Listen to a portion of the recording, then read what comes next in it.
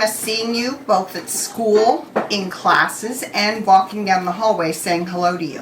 One of the things that I've been doing and my family's been doing is we've been trying to stay inside the house, practicing social distancing, which means we're not going to grocery stores as much. So we have started making our own baked goods. And if you're interested in a challenge, you can make your own bread. It takes just a few simple ingredients. Some warm water, sugar, vegetable oil, salt, flour, and yeast. Now you can use the yeast in the jar or you can use the packets. Either one works. But I'm going to walk you through making bread today. Hey guys, so one way to make bread is to use a bread machine. Now a bread machine is not necessary. You can make the bread without it. So for this machine, it actually mixes, rises, kneads, and bakes the bread. But I'm also going to show you how to do it without a bread machine.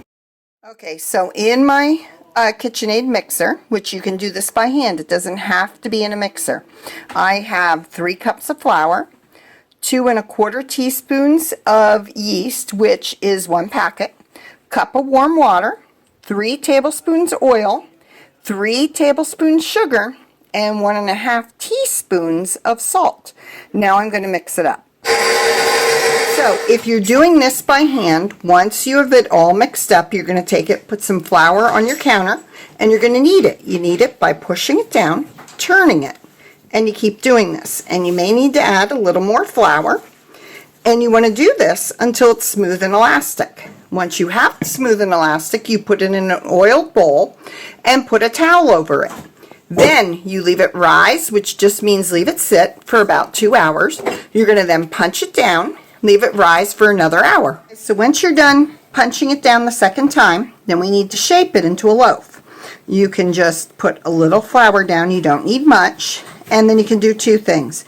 You can either just take it and shape it into a cylinder, or you can flatten it, roll it up, and then pinch the sides.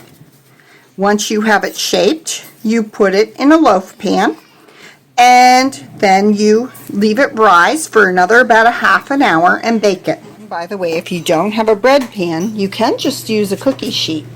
Then you're going to preheat your oven to 350 degrees, and you're going to put your bread inside, and you're going to bake it. Then you leave it sit to cool for 5-10 minutes, pop it out of the pan, and slice it up and enjoy. You can also add some things to it. For example, my family loves when I put some slices of pepperoni and mozzarella cheese in it. Enjoy!